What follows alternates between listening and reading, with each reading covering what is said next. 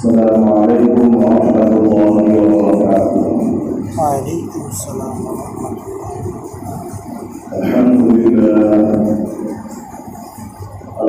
لله نحمده ونستعينه ونستغفره ونؤمن به ونتوكل عليه ونعوذ بالله من شرور أنفسنا ومن سيئات أعمالنا. من يهده الله فلا مضل له ومن يضلله فلا هادي له.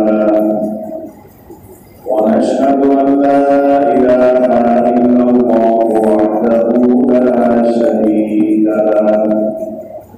ونشهد أن سيدنا وحبيبنا ومولانا محمدا عبده ورسوله صلى الله تعالى عليه وعلى آله وأصحابه وبارك وسلم تسليما كثيرا أما بعد فأعوذ بالله من الشيطان الرجيم. بسم الله الرحمن الرحيم. قل إن كنتم تحبون الله فاتبعوني يحببكم الله ويغفر لكم ذنوبكم والله غفور رحيم. صدق الله مولانا العظيم. اللهم صل على محمد وعلى آل محمد كما صليت على إبراهيم وعلى آل إبراهيم إنك حميد مجيد. اللهم بارك على محمد وعلى آل محمد كما باركت على إبراهيم وعلى آل إبراهيم إنك حميد مجيد. محترم حضرات মুসলিয়ান کرام মুরব্বিয়ান ইকরাম, সর্বপ্রথম মহান আল্লাহ রাব্বুল আলামিনের দরবারে লাখ কোটি শুকরিয়া আদায় করছি যে আল্লাহ সুবহানাহু ওয়া তাআলা আমাদেরকে আজকে পবিত্র জুমার নামাজ আদায়ের উদ্দেশ্যে মসজিদে উপস্থিত হওয়ার তৌফিক দান করেছেন। আলহামদুলিল্লাহ। আল্লাহ সুবহানাহু ওয়া তাআলা আমাদের উপস্থিতিকে মেহেরবানি করে কবুল ও মঞ্জুর করুন। আমিন। মাহে রবিউল আউয়াল উপলক্ষে আমরা আমাদের প্রিয় নবী বিশ্বনবী রাহমাতুল লিল আলামিন হযরত মুহাম্মদ রাসূলুল্লাহ সাল্লাল্লাহু আলাইহি ওয়াসাল্লামের আদর্শের উপরে আলোচনা করে আসছিলাম। যদি আল্লাহ রাব্বুল আলামিন তৌফিক দান করেন আজকেও কিছু কথা পেশ করতে চেষ্টা করব ইনশাআল্লাহ তাআলা। আল্লাহ রাব্বুল আলামিন কোরআনুল কারীমে সূরা আলে ইমরানের ৩১ নম্বর আয়াতে যে ঘোষণা দিয়েছেন সেটি আমরা তেলাওয়াত করেছিলাম। আল্লাহ বলছেন, কুল ইন কুনতুম তুহিব্বুনাল্লাহ ফাত্তাবিউনি। হে নবী মুহাম্মদ সাল্লাল্লাহু আলাইহি ওয়াসাল্লাম, আপনি বলুন আপনার উম্মতকে, আপনার জাতিকে, যদি তোমরা আল্লাহ রাব্বুল আলামিনকে ভালোবাসো, মুহাব্বত করো, ফাত্তাবিউনি, তাহলে আমি মুহাম্মদ সাল্লাল্লাহু আলাইহি ওয়াসাল্লামের অনুসরণ করো। ইউহিব্বুকুমুল্লাহ, তাহলে আল্লাহ রাব্বুল আলামিন তোমাদেরকে মুহাব্বত করবেন। ওয়ায়াগফির লাকুম যুনুবাকুম, আল্লাহ যখন তোমাদেরকে মুহাব্বত করবেন তোমরা মুহাব্বত করো, আল্লাহ মুহাব্বত করেন। আল্লাহর সাথে যখন তোমার এই সম্পর্ক কায়েম হয়ে যাবে তো আল্লাহ রাব্বুল আলামিন তোমার জীবনের সমস্ত গুনাহ খাতাকে মাফ করে দিবেন। আল্লাহ রাব্বুল আলামিনের সাথে বান্দার সম্পর্ক হবে আর তার গুনাহ থাকবে, এটি হয় না। আল্লাহ তাকে আরো বেশি নেক আমল করার জন্য সুযোগ করে দেবেন, তৌফিক দিবেন। আর যে বান্দা নেক আমল করে যতই আমল করুক তার কাছে সেটাও অল্পই মনে হবে, ক্ষুদ্র মনে হবে, তখন সে আল্লাহ পাকের আরো বেশি আমল হওয়ার জন্য আরো বেশি আমল করতে থাকে। আর যে নেক আমল করে সে আমলই শুরু করে না, গুনাহ থেকেও বেঁচে থাকে। আর যদি কখনো গুনাহ হয়েও যায় তো সেটাকে কিভাবে মোচন করা যায় এবং সেটাকে কিভাবে আল্লাহ থেকে মাফ করে নেওয়া যায়, তার জন্য আল্লাহর সাথে সেই তওবা ইস্তেগফারের আমলের বন্ধন থাকে। বান্দা যখন নেক আমলের পরিমাণ বৃদ্ধি করে দেয়, গুনাহ থেকে পরহেজ করে এবং কৃতকর্মের প্রতি অনুশোচনা হয়ে অনুতপ্ত হয়ে সে তওবা ইস্তেগফার করে, আল্লাহ রাব্বুল আলামিন নেক আমলের বদৌলতে সগীরা গুনাহ মাফ করে দেন, আর তওবার বদৌলতে কবিরা গুনাহ মাফ করে দেন। এবং সেটির জন্যই বান্দাকে সর্বাত্মক চেষ্টা করতে হয়, মেহনত করতে হয়, মুজাহাদা করতে হয়, সাধনা করতে হয়, যেহেতু তার উদ্দেশ্য একটাই হয় যে আল্লাহকে চাই, আমি আল্লাহকে চাই। এবং নিজেদের মন্তব্য, নিজেদের মন করা, নিজেদের সিদ্ধান্ত এইসবের মাধ্যমে বরং রাসূল কারীম মুহাম্মদ রাসূলুল্লাহ সাল্লাল্লাহু আলাইহি ওয়াসাল্লামের বার্তার পথে তিনি যেভাবে আমলের প্রশিক্ষণ দিয়েছেন, যেভাবে তিনি বাস্তবায়ন করে গেছেন, সেই অনুযায়ী, সেই তরিকা অনুযায়ী চলা হয়। আর মানুষের সামনে আল্লাহ রাব্বুল আলামিন কিয়ামত পর্যন্ত সকলের জন্য তার হাবিব মুহাম্মদ রাসূলুল্লাহ সাল্লাল্লাহু আলাইহি ওয়াসাল্লামকে একটা আদর্শ, একটা নমুনা, একটা মডেল হিসেবে দান করেছেন। সূরা আহজাবের 21 নম্বর আয়াতে আল্লাহ পাক বলছেন, লাকাদ কানা লাকুম ফি রাসূলিল্লাহি উসওয়াতুন হাসানাহ লিমান কানা ইয়ারজুল্লাহা ওয়াল ইয়াওমাল আখির ওয়া যাকারাল্লাহা কাসীরা।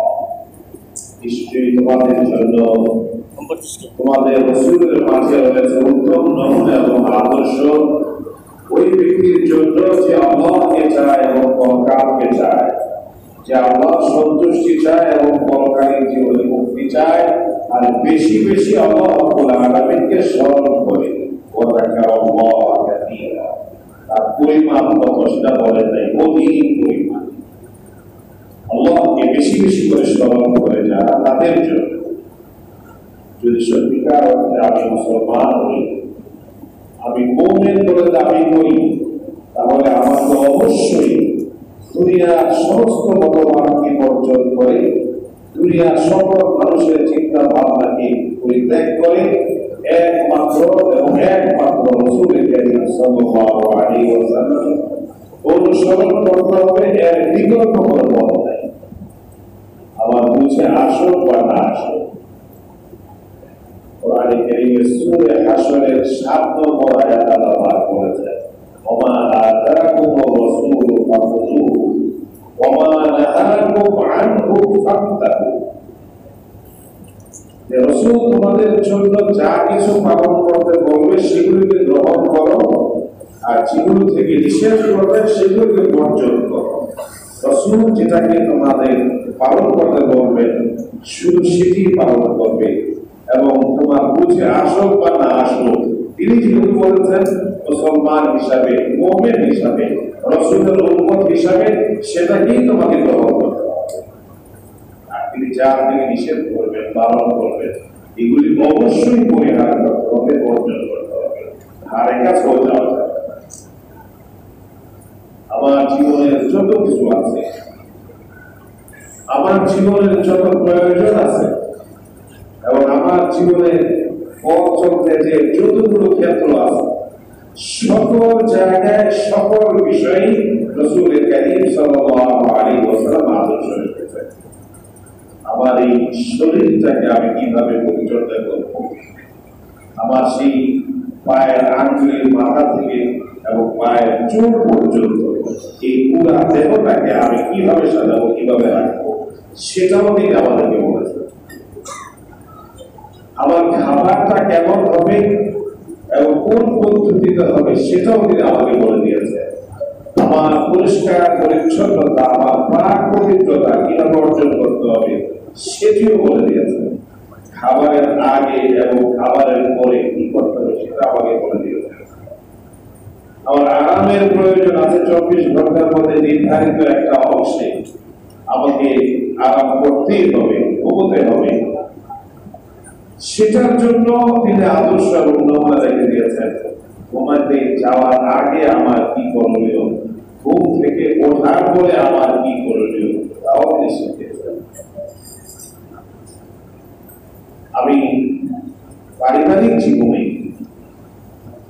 আমার মা বাবার সাথে আমার কেমন আচরণ হবে, আমার সন্তানদের সাথে আমার কেমন আচরণ হবে, আমার বিবির সাথে আমার কেমন আচরণ হবে, আমার ভাই বোনদের সাথে কেমন আচরণ হবে, আমার আত্মীয় স্বজনদের সাথে আমার কেমন আচরণ হবে, আমার প্রতিবেশীর সাথে কেমন আচরণ হবে, আমার বন্ধু বান্ধবদের সাথে আমার কেমন আচরণ হবে, আমার সমপর্যায়ের কলিগদের সাথে আমার কেমন আচরণ হবে, আমার সিনিয়রের সাথে আমার বসের সাথে আমার কেমন আচরণ হবে, আমার জুনিয়র আমার অধীনস্থ তাদের সাথে কেমন আচরণ হবে, একটা বড় মানুষের সাথে কেমন আচরণ হবে, একটা ছোট্ট শিশুর সাথে আমার কেমন আচরণ হবে, এই সব তিনি শিখেছেন।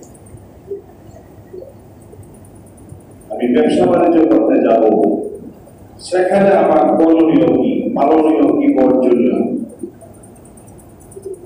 ব্যবসা বাণিজ্য করতে বিভিন্ন ব্যবসার শাখা প্রশাখা আছে, লেনদেনের বিষয় আছে, মানুষের সাথে কথাবার্তার বিষয় আছে, চুক্তির বিষয় আছে। এই সব সমাজ পরিচালনা, আমি একজন সমাজের দায়িত্ববান, আমাকে মানুষ মানে, আমাকে মানুষ শ্রদ্ধা করে, আমাকে মানুষ এলাকার মাতব্বর সাব্যস্ত করে দিয়েছে, আমাকে মানুষ প্রধান বানিয়ে দিয়েছে গ্রামগঞ্জের বিচার সালিশের জন্য। সেই ক্ষেত্রে আমার এই বিচার কার্য এবং সমাজ পরিচালনায় আমার আচরণটা কেমন হবে, আমার সিদ্ধান্তগুলো কেমন হবে। আমি একটা রাষ্ট্রীয় দায়িত্বে আছি, রাষ্ট্র পরিচালনায় বা আমার এই বিভাগ, আমার এই সেক্টরে আমার কি করণীয়, আমার কি বর্জনীয়, এখানে আমাকে কিভাবে কাজ করতে হবে। আমি কি আমার নিজের উদ্দেশ্য চরিতার্থের জন্য, আমার রাগ, ক্ষোভ, গুসা এগুলির জন্য, আমার চাওয়া পাওয়া এগুলোর জন্য, না আমার এই সব কিছু হবে জনগণের জন্য, ওই সংশ্লিষ্ট সকলের জন্য। সেখানে আমার রাগ বিরাগের ঊর্ধ্বে থেকে আমাকে কিভাবে কাজ করতে হবে, আমার নিজস্ব সুযোগ সুবিধার থেকে সম্পূর্ণ আলাদা থেকে আমাকে কিভাবে কাজ করতে হবে, সেই ব্যাপারে তার দিক নির্দেশনা আছে। আমার দেশ পরিচালনার ক্ষেত্রে যতগুলি বিষয় আছে, অর্থের বিষয় আছে, শিক্ষার বিষয় আছে, চিকিৎসার বিষয় আছে, দেশ বিদেশের বিভিন্ন প্রতিনিধিদের সাথে, বিভিন্ন রাষ্ট্রের সাথে আমার যোগাযোগ সংযোগ রক্ষা করার বিষয় আছে। ওই সকল ক্ষেত্রে কেমন হবে, শুধু মুসলিমদের সাথে নয়, অমুসলিমদের সাথে আমার আচার ব্যবহারটা কেমন হবে, সেই ব্যাপারে তিনি আদর্শ লিখে দিয়েছেন। এবং শুধু মানুষের সাথে নয়, জীব জন্তু, কীট পতঙ্গ, পোকামাকড়, ঘাস এবং গাছ, নদী, পাহাড়, পর্বত, এই সকলের সাথে আমার কাজ কেমন হবে, আমার আচরণ কেমন হবে। কোন ক্ষেত্রে যেন কোনো জুলুম না হয়, কোন পর্যায়ে যেন আমার থেকে মানুষ ইনসাফের বাহিরে কোনো পায় এবং তারা মানুষ ক্ষতিগ্রস্ত হয়, আমার কথায় আচরণকে কষ্ট পায়, আমার দ্বারা কোনো মানুষের উপরে হক নষ্ট হয়ে যায়, এই ধরনের কাজ তো করা যাবেই না। এবং কোন রকমের অপবাদ আসে, আমার উপরে কোনো সন্দেহ আসে, রাসূল কারীম সাল্লাল্লাহু আলাইহি ওয়াসাল্লাম সেই ব্যাপারে বলেছেন, ওই অপবাদ আসে এটার থেকে যেমন তুমি বেঁচে থাকবে, যেখানে অপবাদ আসার আশঙ্কা আছে, সন্দেহ সৃষ্টি হতে পারে, মানুষের মধ্যে সংশয়ের সৃষ্টি হতে পারে, খবরদার ওই সকল জিনিসগুলো তোমাকে বর্জন করে চলতে হবে। আর মানুষকে যা তুমি বলবে সেটাই তুমি করবে, যা তুমি বাস্তবায়ন করতে পারবে না সেটা তুমি বলো না। সূরা সাফের 2 এবং 3 নম্বর আয়াত আল্লাহ বলছেন, ইয়া আইয়ুহাল্লাযীনা আমানু লিমা তাকুলুনা মা লা তাফআলুন কাবুরা মাকাতান ইনদাল্লাহি আন তাকুলু মা লা তাফআলুন।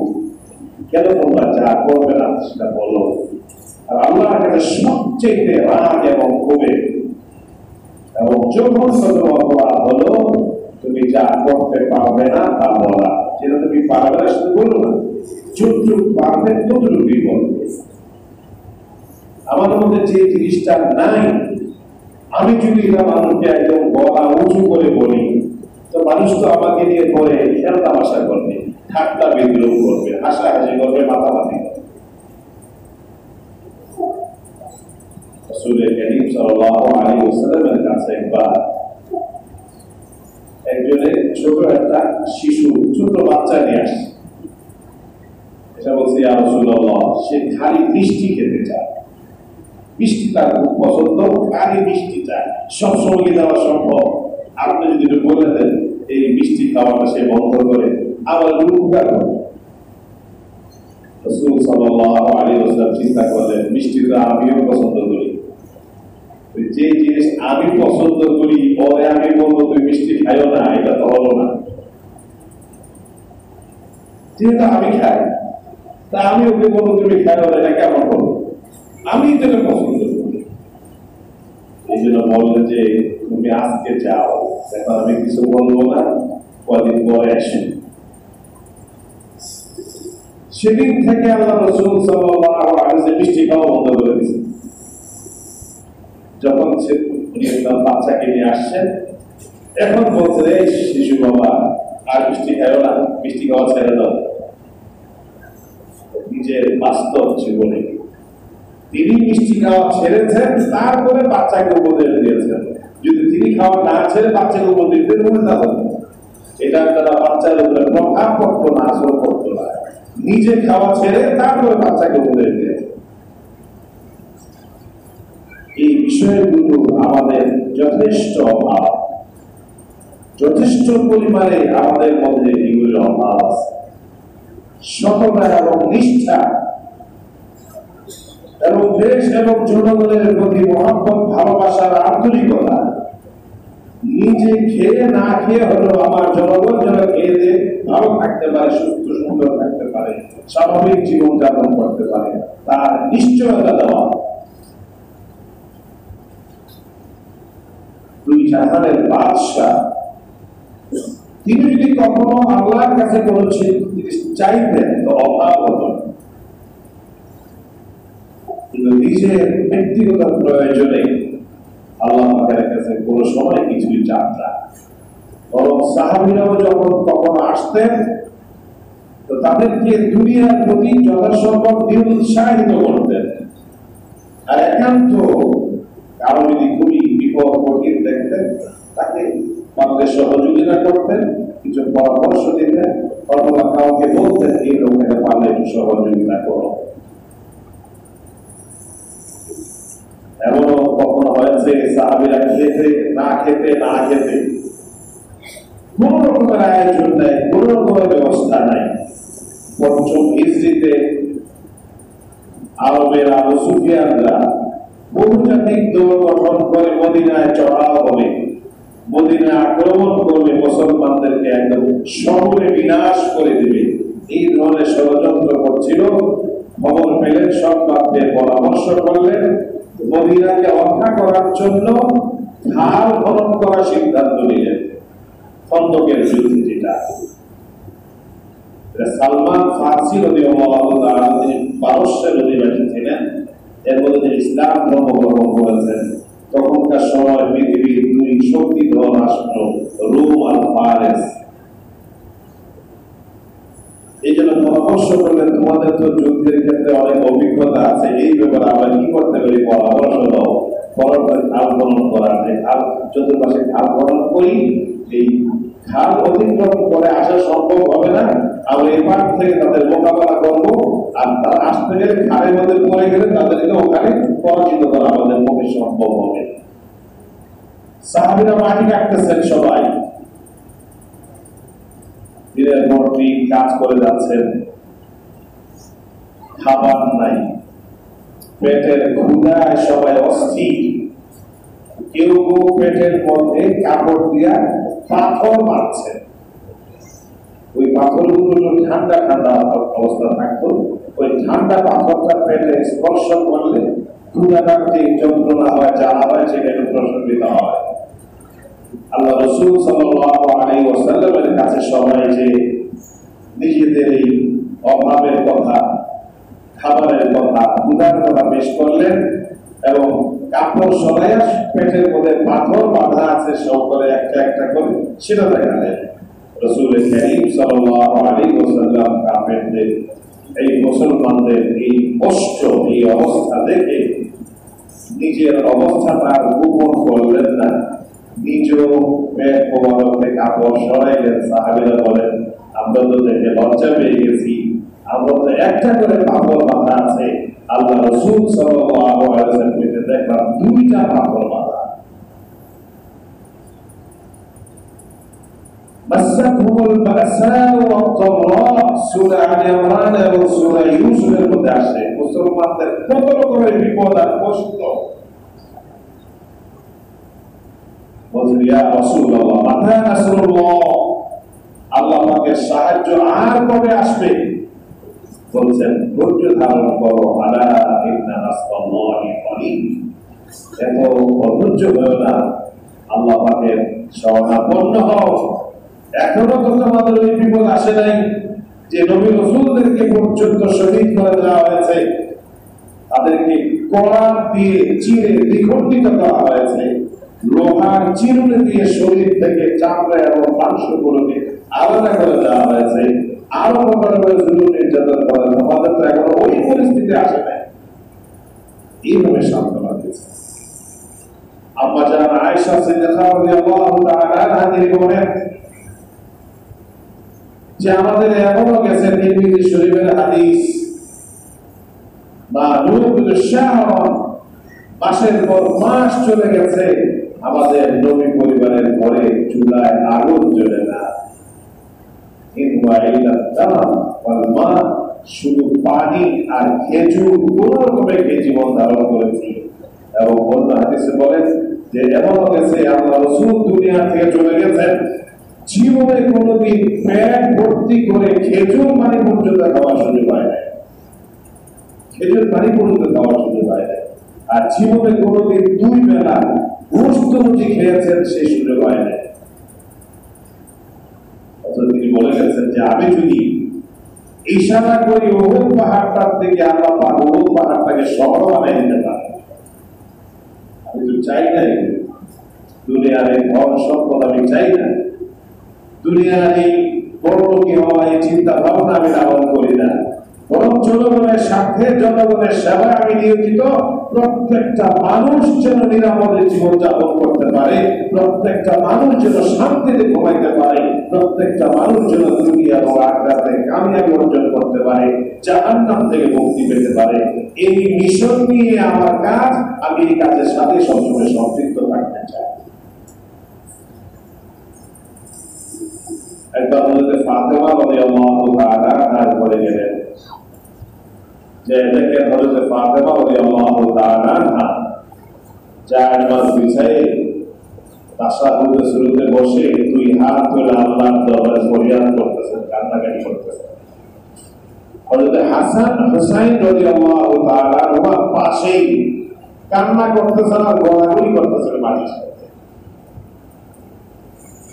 এই অবস্থা দেখছেন, সবচেয়ে প্রিয় এবং আদরের নাতিদের অবস্থা, এবং প্রিয় মেয়ে, যে মেয়ের সাথে তার গভীর সম্পর্ক ছিল, সবচেয়ে বেশি আদর করতেন, আর এই কান্নাকাটি জায়নামাজের মধ্যে বসে কিছুই বুঝতে পারছেন না।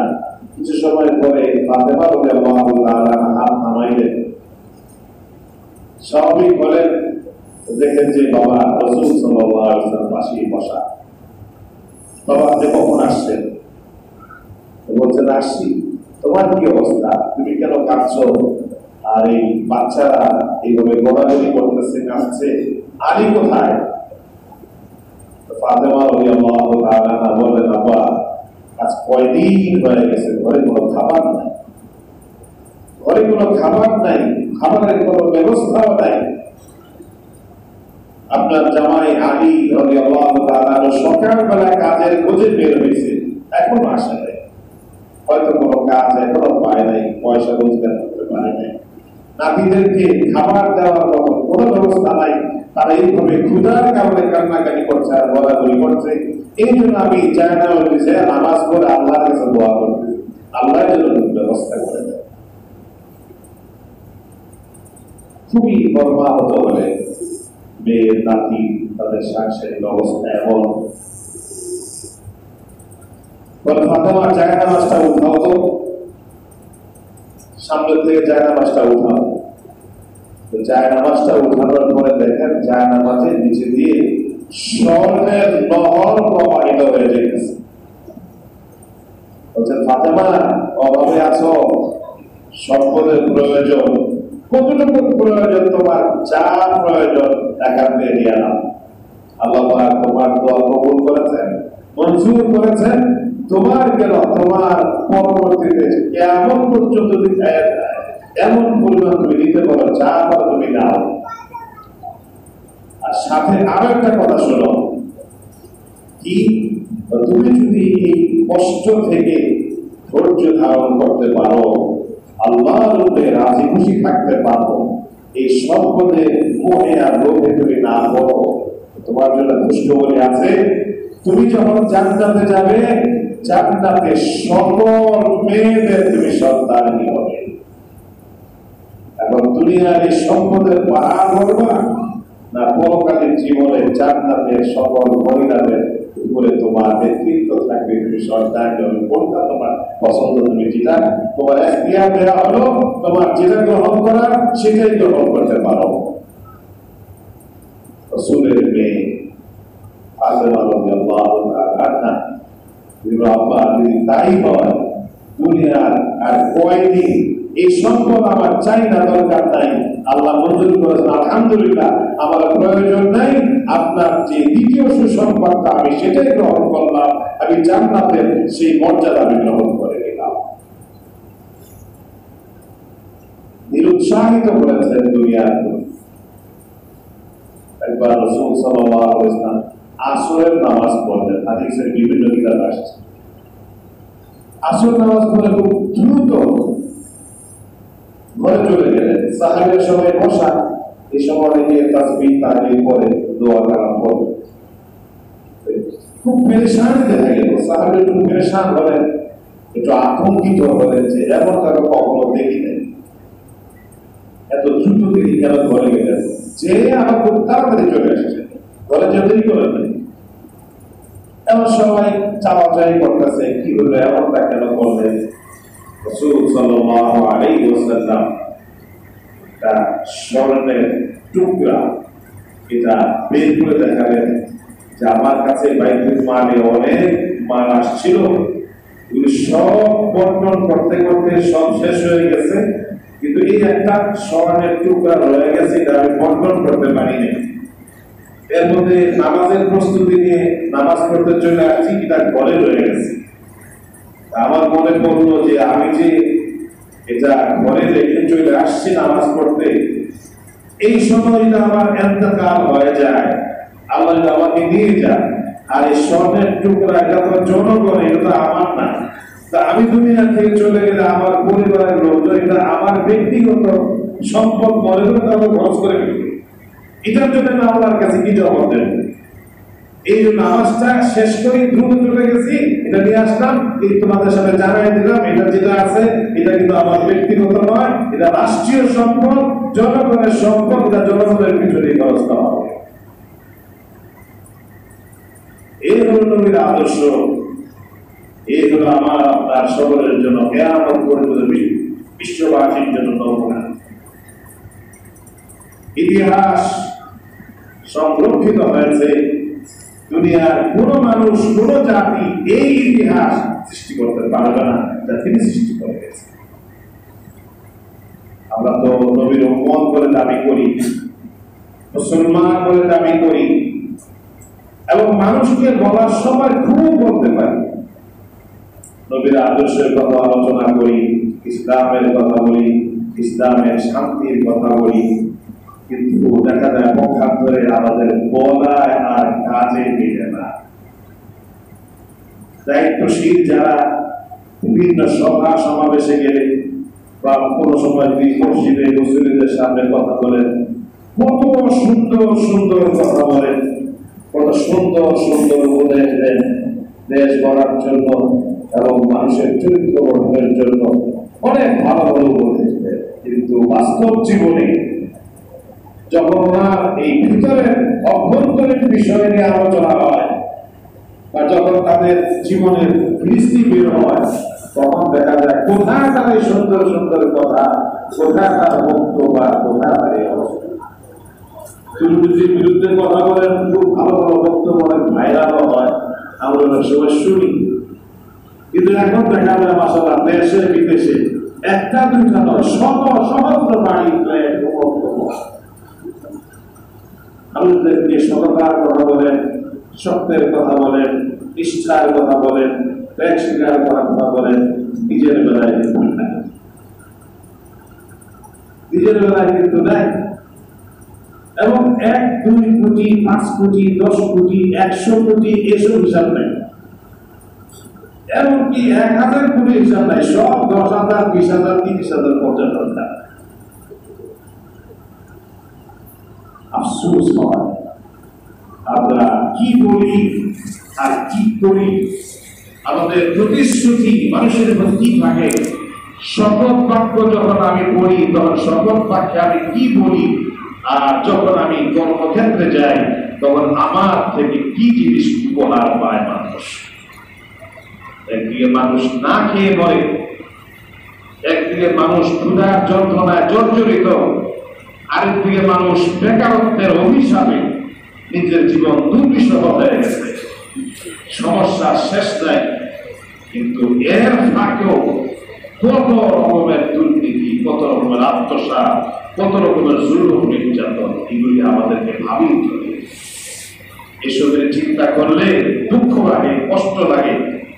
কত বড় অভিশপ্ত জাতি আমরা, কত বড় নিকৃষ্ট জাতি আমরা, আমাদের তারা কি মনে করার কিভাবে ভাবে।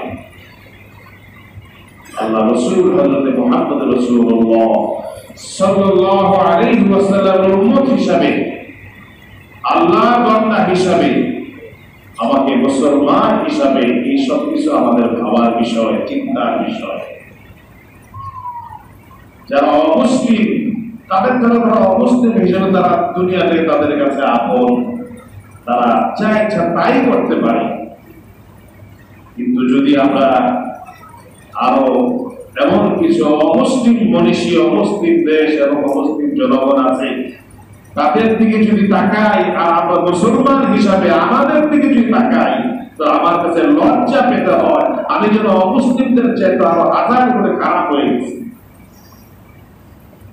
যে শিক্ষা আমার থেকে তাদের নেওয়ার দরকার ছিল, সেই শিক্ষা আমাদের এখন তাদের থেকে দিতে হয়। আমরা ইসলামকে ভুলে গেছি, আমি যে মুসলিম সেই অনুভূতিটা আমি আমার থেকে হারিয়ে ফেলেছি। আমি যে সেই রাসূলের উম্মত সেই ধারণাটাও যেন আমি লালন করতে পারি না, পোষণ করতে পারি না। আমি কি যেন হয়ে গেলাম, আমি আশরাফুল মাখলুকাত, আমি সৃষ্টির সেরা মানব জাতির অন্তর্ভুক্ত, আমি আমার সেই মনুষ্যত্বটাকে হারিয়ে ফেলেছি, সেই মানবতাটাকে আমি হারিয়ে ফেলেছি। হিংস্র দানব এবং হিংস্র হায়নাও যেন আমার কাছে হার মানে, আমি যেন ওই হিংস্র হায়নার থেকে আরো নিকৃষ্ট হয়ে গেছি। আল্লাহ রাসূলের তালিম, আল্লাহ রাসূলের শিক্ষা এবং দ্বীনি শিক্ষা এবং দ্বীনি দীক্ষা, এই সব কিছু আমাদেরকে রাসূল আরবি হযরত মুহাম্মদ রাসূলুল্লাহ সাল্লাল্লাহু আলাইহি ওয়াসাল্লাম থেকে নিতে হবে, যেভাবে গ্রহণ করেছেন সাহাবায়ে কেরাম রাদিয়াল্লাহু তাআলা আনহুম। তাদের সেই সোনালী যুগ তাদের সেই সোনার ইতিহাস কিয়ামত পর্যন্ত মানুষ স্মরণ করবে। আর যারা তাদের এই আদর্শকে লালন করতে পারবে তারাই কামিয়াব হবে, তারাই সুখ শান্তিতে বসবাস করতে পারবে, তারাই একটি সুখী সমৃদ্ধশালী সমাজ করতে পারবে। আসুন এই রবিউল আউয়াল মাস, আল্লাহ রাসূল এই মাসে এসেছেন এবং এই মাসে দুনিয়া থেকে চলে গেছেন। সমাজ সংস্কারে, দেশ বিনির্মাণে, মানুষের নৈতিক চরিত্র গঠনে তিনি সফলতা অর্জন করে সবকিছু পরিপূর্ণ করে এই মাসে দুনিয়া থেকে চলে গেছেন। বিদায় হজের ভাষণে আল্লাহ পাকের পক্ষ থেকে আয়াত নাযিল হয়েছে। সূরা আল মায়েদা ৩ নম্বর আয়াতের অংশ বিশেষ আল্লাহ পাক বলেছেন, আল-ইয়াওমা আকমালতু লাকুম দীনাকুম ওয়া আতমামতু আলাইকুম নি'মাতি ওয়া রাদিতু লাকুমুল ইসলাম দীনা। তোমাদের জন্য আমি দ্বীন ইসলামকে পরিপূর্ণ করে দিলাম, আমার নিয়ামত পরিপূর্ণতায় পৌঁছায় দিলাম, আর একমাত্র ইসলামকেই দ্বীন হিসাবে আমি আল্লাহ রাব্বুল আলামিন কবুল করে নিলাম। আসুন আমরা আমাদের দেশটাকে গড়ি, অতীতকে ভুলে যাই, সামনের দিকে অগ্রসর হই, আর যে সমস্ত অন্যায় অপরাধে আমরা জর্জরিত হয়েছি ওই সমস্ত অন্যায় অপরাধ থেকে যেন আমরা মুক্ত হতে পারি। আর ওই সকল অপরাধীরা যারা দেশ এবং জনগণের শত্রু, দেশের উন্নয়নের মোকাবেলায় তারা ভূমিকা রেখেছে অন্যায় এবং দেশকে পিছনে ফেলে দেওয়া, ওই ধরনের দোষী লোকদের থেকে যেন আল্লাহ আমাদেরকে বাঁচায়। সামনে ওই ধরনের দোষী লোকেরা যেন আর সামনে প্ল্যাটফর্মে আসতে না পারে, তারা যেন পিছনে গেছে পিছনে থাকে। সুন্দর এবং সুফল এবং ভালো এবং নিষ্ঠার সাথে যারা কাজ করবে তাদের দ্বারা যেন দেশটা আমরা সকলে সম্মিলিতভাবে করতে পারি। আল্লাহ সুবহানাহু ওয়া তাআলা আমাদের সকলকে তৌফিক দান করুন, কবুল করুন, আমিন। ওয়া আখিরু দাওয়ানা আলহামদুলিল্লাহি রাব্বিল আলামিন। তো কাছে চেষ্টা করে